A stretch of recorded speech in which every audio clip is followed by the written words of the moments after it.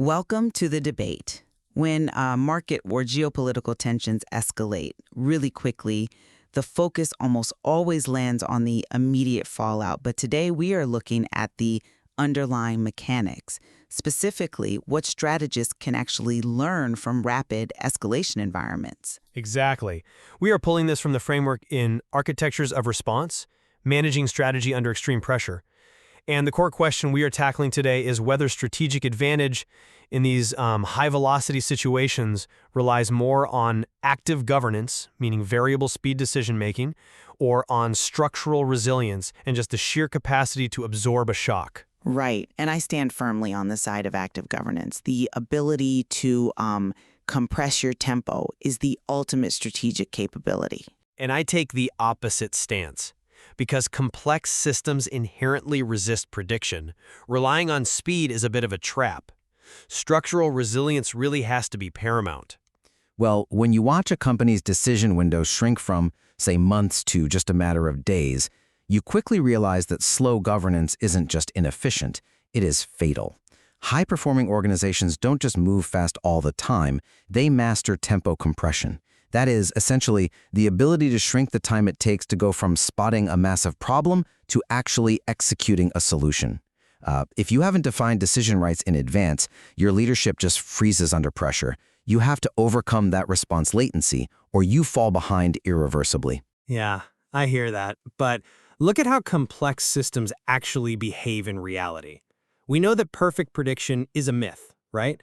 Nonlinear effects and deep interdependence create this fog of persistent uncertainty. Because of that, true advantage doesn't come from just deciding faster. It comes from resilience architecture.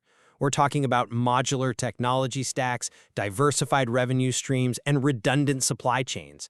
You just have to be built to survive the unexpected, regardless of how quickly your executive team can hold a meeting and make a choice.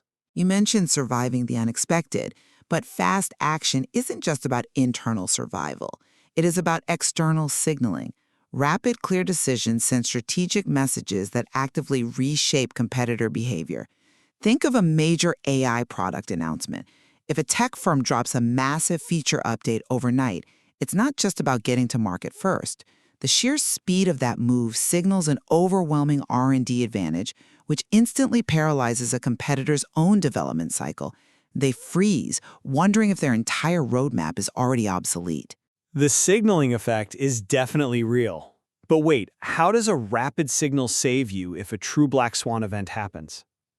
The reality is that major escalations rarely come completely out of nowhere. They follow gradual buildups, small probes, tightening cycles.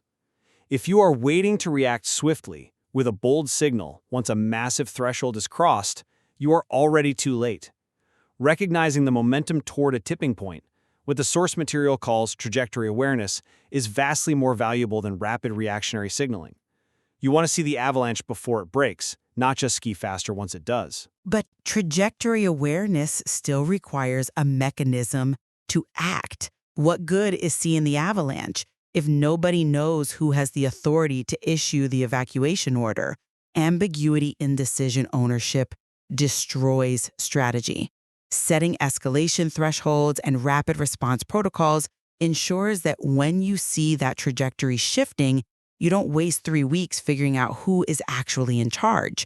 Governance design is exactly what allows you to convert that trajectory awareness into timely action. Let me jump in there because I think you are overestimating what governance can actually achieve against physical reality. Even the most perfectly designed variable speed governance cannot outpace complex interdependence. Robustness almost always beats precision. If a global shipping route gets blocked and your supply chain isn't heavily redundant, it literally does not matter how quickly your governance structure decides to pivot. You can make a brilliant split-second decision to reroute, but if the physical and structural architecture of the firm can't withstand the blow, you still fail. Okay, I see the physical limitation you're pointing to there. If there's no alternative supplier, no amount of rapid decision-making creates one out of thin air. You need secure alternatives first. But perhaps where these two concepts actually meet is in the necessity of disciplined humility. Exactly. Overconfidence in linear planning creates incredibly dangerous blind spots. The most effective strategists maintain a disciplined awareness of uncertainty. They plan with immense analytical rigor, but they don't arrogantly assume the environment will cooperate with their forecast. You prepare seriously, but remain adaptable. To wrap up my perspective, managing dynamic complexity requires the governance to sense change and compress those response cycles effectively when the environment suddenly accelerates. And my takeaway is that disruption is a structural feature of the modern landscape. Surviving it requires systems explicitly architected through physical redundancy and modularity to absorb the inevitable shocks we simply cannot predict. There is clearly an enduring tension between the need for operational speed and the necessity of structural robustness. Absolutely. There is a lot more to unpack in architectures of response regarding competitive strategy in extreme conditions, and finding the right balance is the defining challenge for any strategist. We leave it to you to weigh these dynamics and draw your own conclusions about which capability demands priority in your own organizations. Thank you for joining us on The Debate.